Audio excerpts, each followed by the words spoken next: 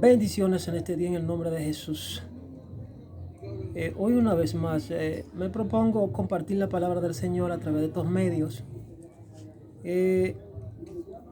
Hace días vengo meditando sobre una palabra y he escrito ensayos sobre lo que es la oración del justo, la oración eficaz. Según el libro de Santiago 5:14, donde dice: si está alguno enfermo, llame a los ancianos de la iglesia y oren por él, y la oración eficaz del justo, ungiéndolo con aceite, y la oración eficaz del justo sanará al enfermo, y si hubiera cometido pecado le serán perdonados. También habla de Elías, el profeta, de que era sujeto a pasiones y que oró fervientemente para que no lloviese en Israel, y no llovió por 3 años y medio, y volvió y abrió la boca y profetizó en el nombre de Jehová, y el cielo dio su lluvia. Estamos viendo aquí que es el ejercicio del don profético en acción a través del instrumento del hombre de Dios, del profeta, y que esa es una oración alineada a la palabra, direccionada no por la voluntad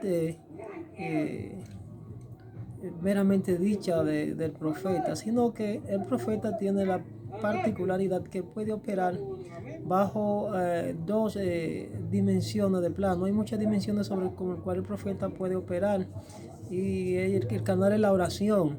Entonces él opera bajo una voluntad directa, proyectada y dirigida por el Espíritu Santo cuando Dios mismo lo mueve a hacer las cosas. Pero él puede decretar, él puede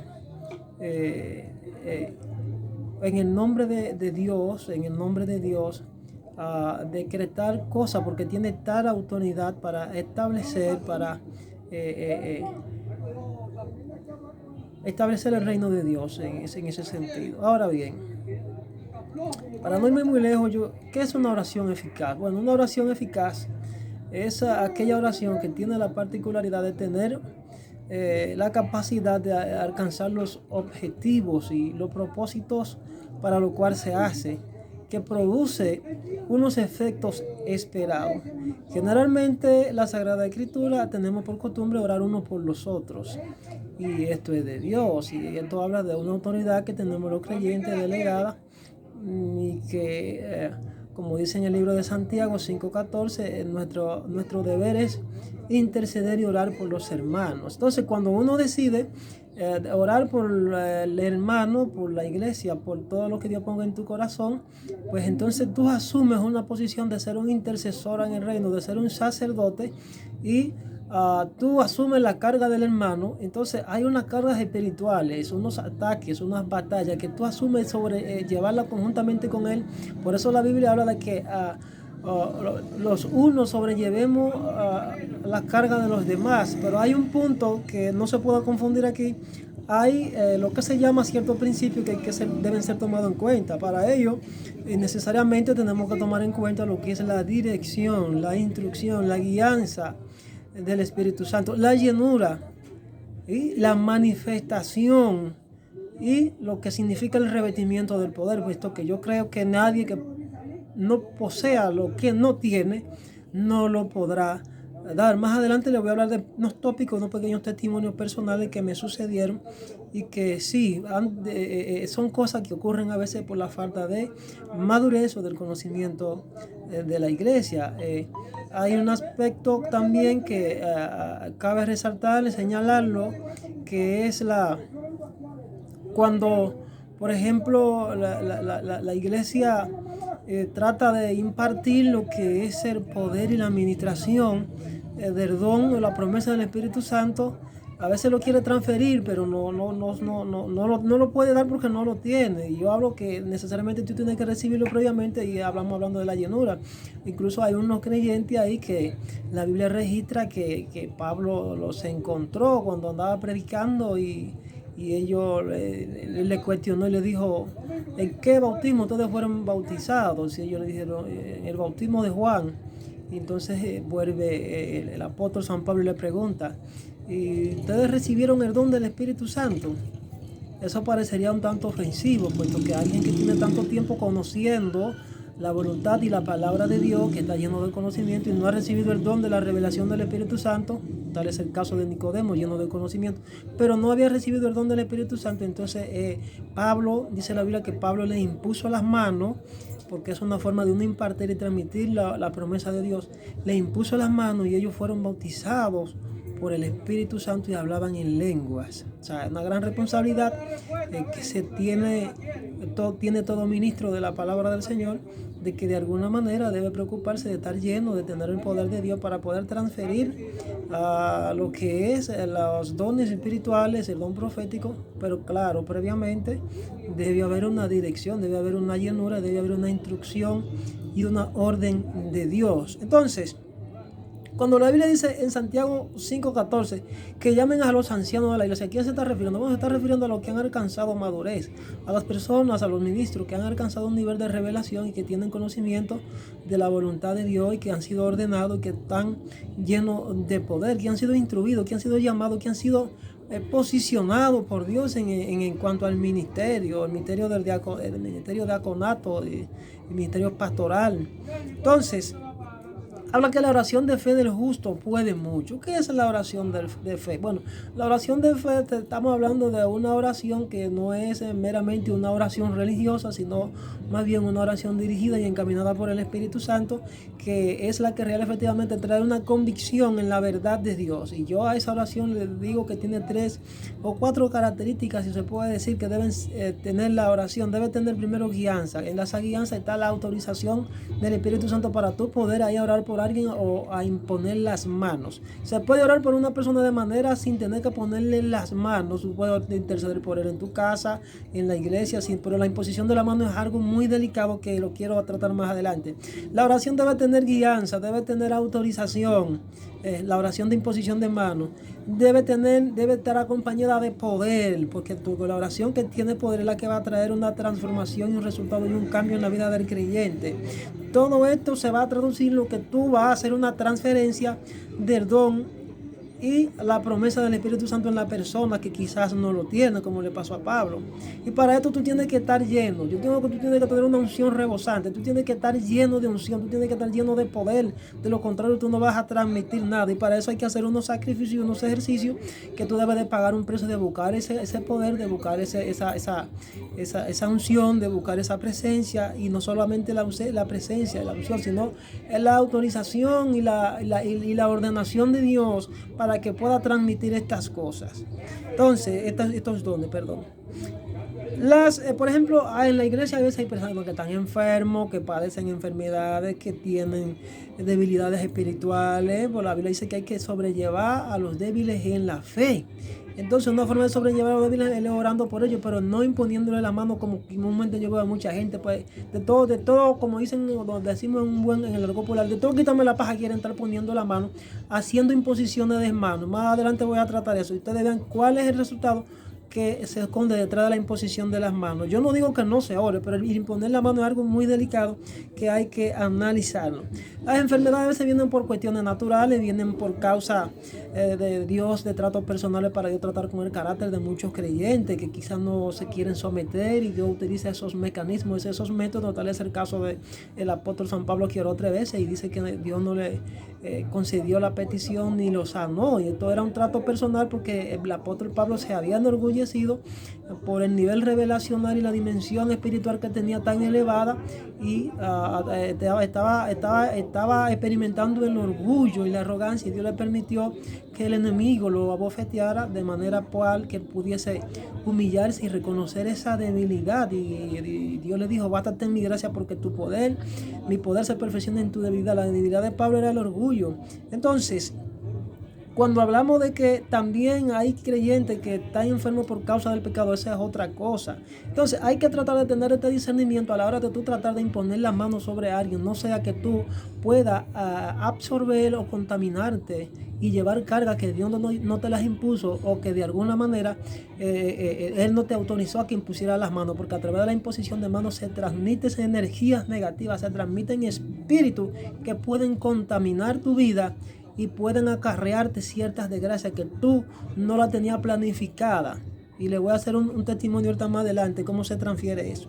Cuando hablamos de la oración efectiva, Dios está hablando de que Él honra la fe de aquellos que oran conforme a la voluntad de Él. Por esto que hay un evangelista que me llama poderosamente la atención y él habla de la administración del don profético, de lo que son las sanidades, los milagros, que Juan Carlos Martínez Harrigan. Y él dice que previamente para él ir a orar por un enfermo y hacer esos milagros, él previamente recibe como si fueran croquis, un cronograma. Yo le llamo eso los decretos proféticos, las revelaciones proféticas anticipadas para Dios traslada sus ministros en el tiempo y les revela lo que primeramente Él va a hacer en ciertos lugares. No es a lo loco que estos ministros están poniendo la mano. Y muchas veces están en el lugar y aunque no hayan recibido la revelación previa de lo que Dios va a hacer en el lugar, tienen que estar como una antena esperando la orden de Dios, como un radar, con la señal y la antena puesta arriba en los aires, esperando que la autorización del Espíritu Santo, porque hay que recibir instrucción y dirección divina para poder hacer las cosas bien hechas. De lo contrario, vamos a cometer muchos errores y nos vamos a encontrar problemas que nosotros nos acarreamos por no tener sabiduría, entendimiento y discernimiento y prudencia a la hora de manifestar las señales, los dones del Espíritu Santo, y nos vamos a convertir en malos administradores de la multiforme gracia de Dios. Enfermedades y problemas que tiene la iglesia, necesariamente tú tienes que entender a ver si por qué causa. El Espíritu debe revelarte cuál es la causa de la enfermedad. Entonces, el pecado trae enfermedades físicas. Eso lo tenemos registrado en San Juan 5:14, cuando hablamos del pozo de Betesda y el paralítico. Ahí se registra que la enfermedad que poseía ese paralítico era por causa del pecado. La enfermedad física era por causa del pecado, que además podía decirse que tenía una enfermedad espiritual. Mateo 9. El paralítico y el techo, que lo metieron por el techo, que tuvieron que abrir el techo, cuando Jesucristo le dijo, tus pecados te son perdonados, y dice que se reincorporó y fue sanado. ¿Cuál era la causa de la enfermedad? El pecado que esa persona tenía. Pero vamos a seguir analizando. En San Juan 9, el ciego que Jesús sanó, cuando le preguntaron a Jesús, ¿quién pecó, este o sus padres? Entonces le dijo, no, es para que la gloria de Dios se manifieste. Entonces hay muchísimas y variadas razones que hay que discernirle y tener el conocimiento y el entendimiento y la guianza del Espíritu Santo para tú poder decretar, para tú hacer o administrar el poder de la multiforme gracia de Dios, recibir instrucción y autorización del Espíritu Santo antes de tú tratar de ir a imponer la mano sobre alguien. Detrás de las oraciones vanas, o yo le digo oraciones religiosas y sin sentido, se puede esconder la manipulación, el engaño, la hechicería y las desgracias, los ataques demoníacos que pueden esclavizar la vida de un creyente que de alguna manera puede estar sano, pero que él se precipitó y puso la mano donde no debía y Dios permitió que fuese quebrantado. Eso yo le llamo legalidad en el mundo espiritual. Cuando tú vas a sacar un demonio y el demonio te dice, pero tú, ¿quién te mandó? Como le pasó a los sacerdotes exorcistas que fueron a sacar un demonio y dijo, yo conozco a Pablo y sé quién es el Dios de Pablo, pero ustedes quiénes son. Y dice que fueron golpeados y se salieron de allí desnudos y fueron golpeados por el demonio. Así hay muchas personas que aún teniendo la autoridad y el poder de Dios, a veces se precipitan y ponen las manos a los sobrecreyentes y sobre personas. Entonces lo que hace el demonio es que Dios permite que se abra una brecha. Y esas personas son golpeadas, son atacadas por demonios porque Dios no le mandó a poner la mano, aún teniendo la autoridad del poder. Dios no le mandó a poner el poder y Dios no le autorizó a poner la mano a liberar a esa persona que si en cierta forma puede ser por varias causas que está así, Dios lo está permitiendo. Entonces son atacados por los demonios porque trataron de sobrellevar una carga que Dios le dijo que Dios no le autorizó que llevaran. No sé si me entienden. Por ejemplo, Pablo le dijo a Timoteo, en 1 Timoteo 5:22, no imponga las manos con ligereza, no imponga tus manos con ligereza a ninguno ni participe de pecado ajeno, consérvate puro, porque Pablo le dijo esto a Timoteo, señores. Timoteo era el alumno de Pablo, llegó a ser pastor también.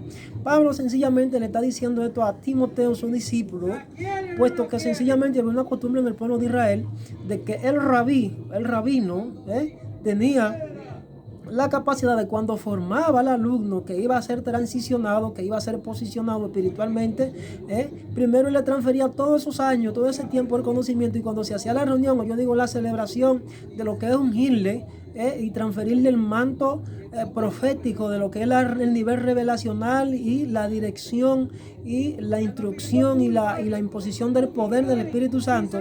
Él tenía que poner la mano sobre el alumno y ahí le decretaba todos los misterios, le era transferido las virtudes, los misterios y la revelación del conocimiento a través del poder de Dios a ese alumno en ese momento. Entonces, cuando Pablo le está diciendo a Timoteo, no imponga tu mano con ligereza sobre nadie, consérvate puro, precisamente eso es lo que él está diciendo, que no debemos tomar ligereza ni precipitarnos y saber administrar o ministrar el poder de Dios, puesto que no a todos le he dado el poder. En cierto momento hay que pasar unos procesos de conocimiento y de preparación para poder transferir. Entonces, la costumbre era que cuando el maestro ponía la mano sobre el alumno, se le transferían los misterios, los secretos, la revelación, la iluminación, y era proyectado y elevado a un nivel de conocimiento superior, y era autorizado y era transferido el poder, el don profético era transferido al alumno. Entonces, hoy yo no veo que a cada rato se viven poniendo la mano sobre personas y que recibe esto, que recibe aquello. Tú sabes el proceso y la prueba y todo el proceso y el precio que hay que pagar para poder ser transferido ese poder. Primero hay que pagar un precio. Entonces, por eso Pablo le dijo a Timoteo, no imponga tu mano con ligereza sobre nadie, que el don no se transfiere así. El don se transfiere a gente que tiene hambre y sed de justicia, gente que tiene hambre del conocimiento y que paga su precio para luego poder recibirlo. Yo digo que nadie recibe poder si previamente Dios no le forma. Nadie puede ser enviado si Dios primero no le capacita. Primero hay que pagar un precio. Eso de estar poniendo la mano, eso no funciona así. Entonces, cuando el maestro ponía la mano sobre el alumno, sus dos manos, era que le estaba transfiriendo todos los conocimientos y la revelación que él poseía. A eso se refiere. Entonces, cuando tú pones la mano sobre alguien sin la autorización de Dios, tú corres el riesgo de que los espíritus o la influencia demoníaca que tiene esa persona que está atada, esos espíritus se transfieran sobre ti. Dios lo permita que te ataquen. ¿Por qué? Porque sencillamente tú no tienes la revelación, tú no tienes la guianza y la instrucción divina, y estás poniendo tu mano con ligereza y te estás contaminando de los pecados ajenos. No estás siendo instruido ni guiado por el Espíritu Santo. Marcos 5:25 habla: pero a una mujer que desde hacía 12 años padecía de flujo de sangre y había sufrido mucho de muchos médicos, de la mano de muchos médicos, y gastado todo lo que tenía y nada había aprovechado, antes le iba peor. Cuando oyó hablar de Jesús, vino por detrás entre la multitud y tocó su manto, porque decía, si tocare tan solamente su manto, seré salva.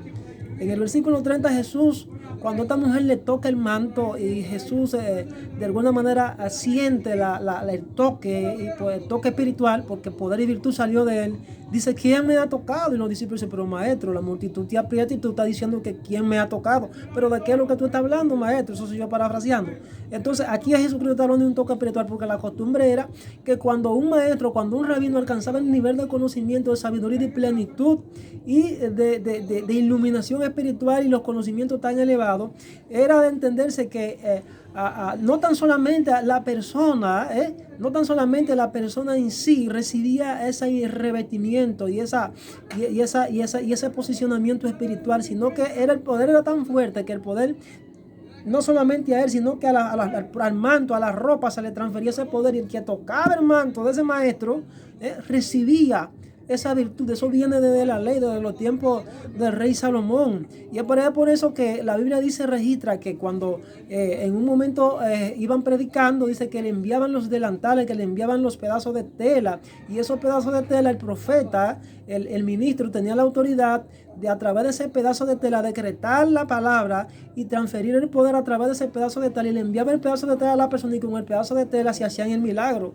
Oigan esto, señores, cuál era la dimensión y la trayectoria de lo que es la transferencia del don y la palabra, la transferencia del don profético y el poder de Dios a través de declaraciones proféticas, a través de paños, a través de pedazos de tela, vamos a decirlo así.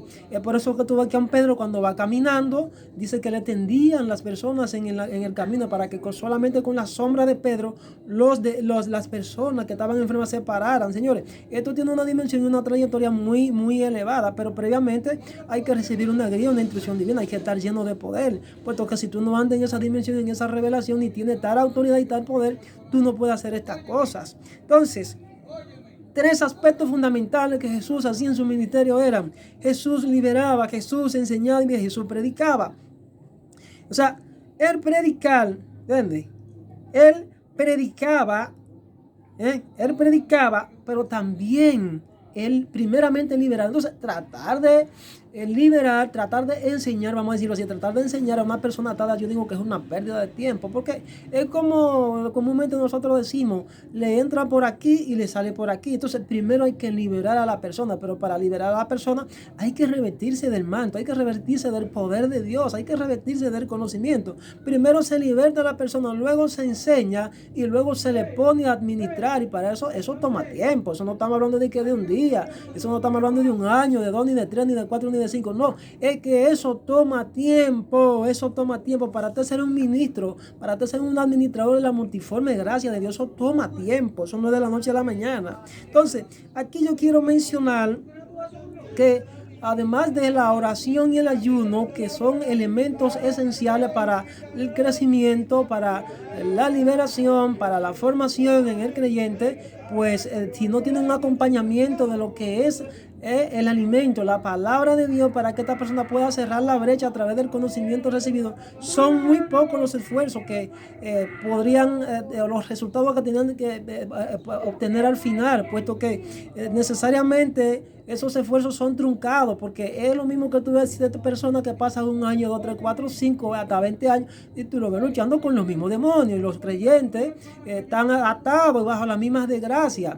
Y yo escuchaba un pastor que me decía en una congregación que él tenía muchísimos creyentes y que el Espíritu Santo le había revelado que había muchos creyentes que no estaban en la lista de él, más sin embargo no estaban asistiendo, pero estaban en el libro de los cielos. Y había otros que estaban en la lista, en la agenda del pastor, más sin embargo esos no estaban en la lista en los cielos. O sea, hay que tener discernimiento y saber cuáles son la gente que tienen el entendimiento, que tienen el discernimiento, que tienen la capacidad, que tienen la formación espiritual para posicionarlos a cargos. Entonces, eso es algo desastroso. Yo entiendo que quien nombra, quien posiciona a los ministros en la iglesia, quien nombra, quien da los ministerios, quien da los dones y posiciona a los ministros en la iglesia, es el Espíritu Santo. Entonces, eso de que de irse al voto de la democracia para que elijan quién te quiere que sea el diácono, quién te quiere que sea el pastor, quién te quiere que sea el evangelista, eso no funciona así, señores.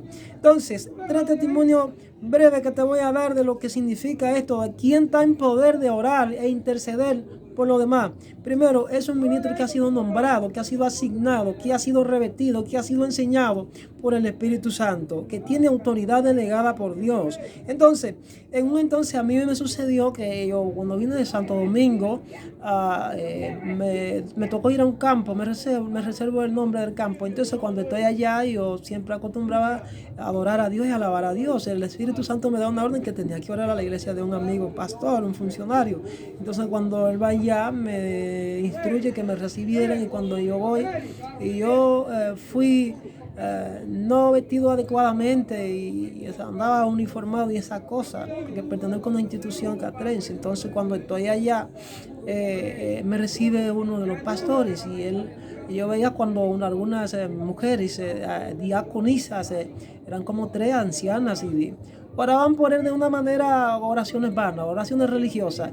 Y yo veía que nada más faltara que lo tumbaran y digo, pero aquí todavía hay un problema, porque aquí hay una oración que no está teniendo ningún resultado.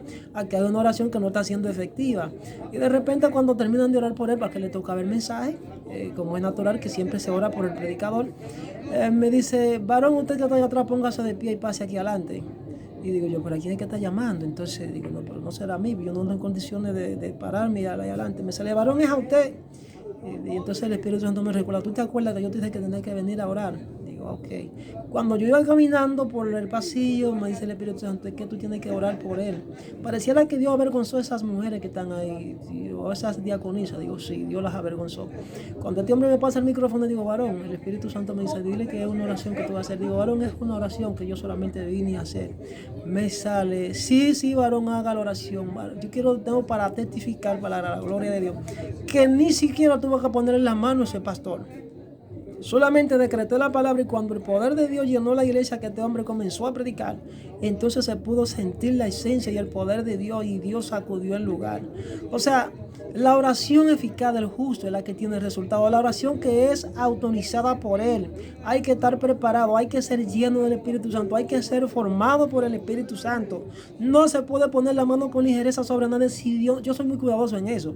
Yo oro por todo el mundo a través de mis oraciones intercesoras, oraciones que yo hago en mi casa, en la iglesia, pero eso de estar poniendo manos no es mi costumbre, porque a través de la imposición de manos se reciben, se absorben influencias negativas y tú puedes transferir.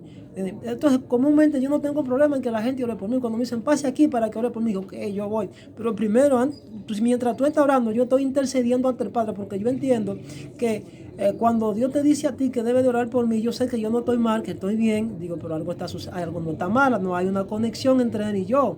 Entonces, yo lo que hago es que te presento a ti y ha sucedido eso. Entonces, esas mujeres que estaban ahí orando por ese pastor, no estaban en autoridad espiritual para orar e interceder por ese pastor, porque estaban vacías, no tenían revelación, no tenían conocimiento, no tenían poder.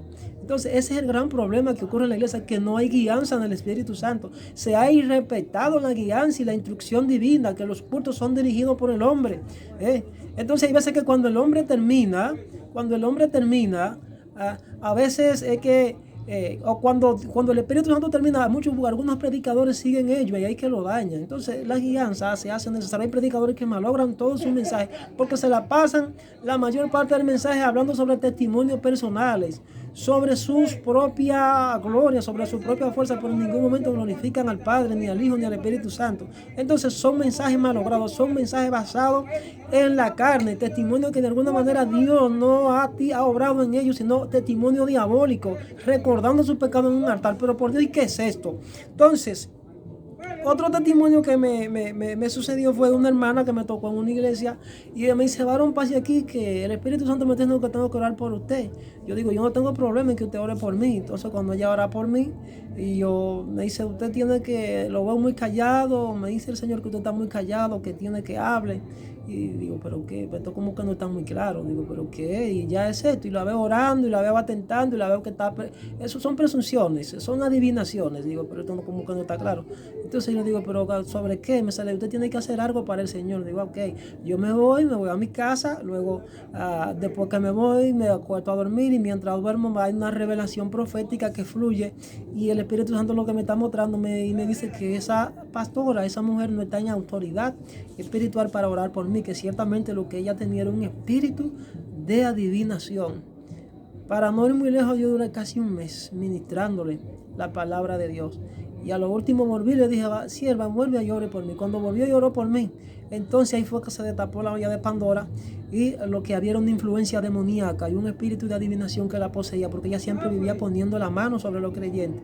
Un espíritu de adivinación en la iglesia y la persona, la mujer, porque era nueva creyente, le habían integrado una obra para pastorear, pero ella no era pastora todavía. Entonces ella estaba adivinando y haciendo cosas, estaba operando bajo un don que no le había sido dado.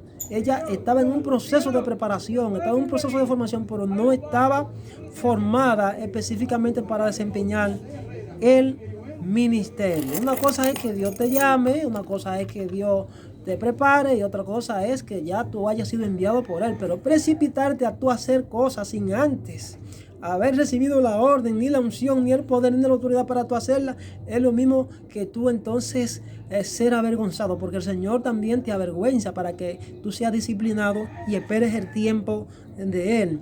Otro testimonio que me hace un hermano evangelista que es maestro, que él me dice que se metió en un lugar sin la autorización de Dios a orar por una hermana que le había dicho que vivía con un brujo, y cuando él estaba allá en ese lugar, dice que el esposo de la mujer entró, él andaba con otro hermano acompañándole.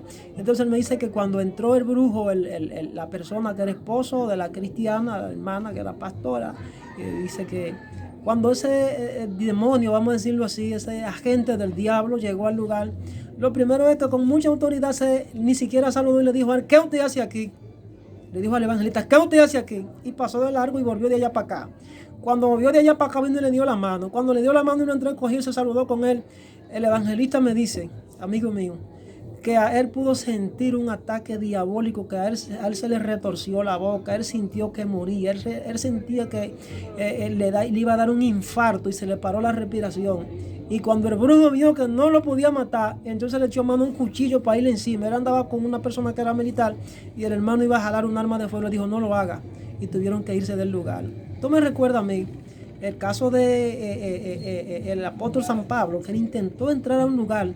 Él intentó entrar a un lugar a predicar, dice que le fue prohibido, donde real efectivamente era Macedonia que el Señor lo estaba enviando. Dice que no pudo predicar porque el Espíritu Santo se lo prohibió. Entonces yo le hacía la pregunta al ministro, digo, varón, pero tú no entendiste en algún momento por qué ese brujo lleno de Satanás te dijo, te lanzó esa pregunta, ¿qué tú hacías ahí? Y él me salió, no, yo no sé. Digo, sencillamente, él te estaba haciendo la pregunta y te estaba cuestionando que por qué tú habías entrado a su territorio si tú no habías recibido orden de Dios para irlo a sacar a él de ahí. Eso sencillamente tenemos que recibir orden del Espíritu Santo, tenemos que recibir orden de Dios para hacer las cosas. No es cuando nosotros querramos, es donde Dios nos envíe. Porque es de entenderse que quizás ese hermano estaba pasando por un proceso y una disciplina muy fuerte por haber tomado una decisión errada de casarse con un hombre atado por el diablo. Entonces cada quien tiene que asumir su consecuencia por causa de sus indecisiones, por causa de su desobediencia y de su rebeldía. Entonces eso de que le está poniendo mano y de ir a liberar gente, señores, si no somos enviados por el Espíritu Santo, si no nos ha dado la instrucción, si el Espíritu Santo no nos ha dado la instrucción, se hace necesario usted estarse quieto. Entonces ese hermano por poco recibe un infarto y eso le tocó a él una crisis que de ahí para allá... Eso fue terrible. Entonces, Dios no lo mató. Yo digo que ese hermano, Dios no lo mató en ese lugar porque Dios lo guardó. Entonces, eso tiene una enseñanza extraordinaria. Eso de estar poniendo manos, de estar orando. Yo entiendo que hay que orar. Pero que cada quien debe de preocuparse de ir a la fuente. Como dice, por ejemplo, el mensaje de las vírgenes prudentes y la virgen insensata. Cuando en un momento a las vírgenes imprudentes van a las vírgenes sensatas y le dicen, dadnos de vuestro aceite. Que el aceite representa la unción del Espíritu Santo, la llenura del Espíritu Santo, para que pueda iluminarnos en el conocimiento y en nuestro caminar por la verdad en este mundo, para que podamos ir y llevar el Evangelio con poder y autoridad. Entonces ya le dijeron, las sensatas le dijeron a las imprudentes, vayan a donde venden, para que no nos falte a vosotras y a ustedes, más bien vayan a ir a comprar donde venden. Si tú quieres unción, si tú quieres poder, vete al altar, humíllate, porque yo creo que algo sencillo que debemos de entender es que antes de nosotros querer recibir poder o querer transferir poder o querer levantar a otro, primero tenemos que reconocer nuestra condición, reconocer que si no nos humillamos no vamos a recibir ninguna presencia, ningún poder, si no pagamos el precio de buscarlo en ayuno y oración, de buscar el conocimiento para recibir formación, pues tampoco nosotros vamos a tener la capacidad y la eficiencia para ir a levantar a nadie que esté caído. Entonces esos son principios que están ahí en las Sagradas Escrituras. Me ocurrió en una ocasión que yo puse la mano sobre un pastor que Dios no me mandó y eso fue un desastre lo que me ocurrió a mí al otro día. Yo tuve un levantamiento y unas tentaciones diabólicas. ¿Y qué hizo el pastor con esa unción y ese poder que le transferí? Porque ciertamente el que está lleno y transfiere, sale virtud de él como le pasó a Jesucristo. O sea, tú corres el riesgo de que si tú pones la mano es posible que tú transfieras si está lleno. Pero si está vacío también no va a salir nada, pero si está lleno va a transferir poder porque me pasó. Y yo tuve que recibir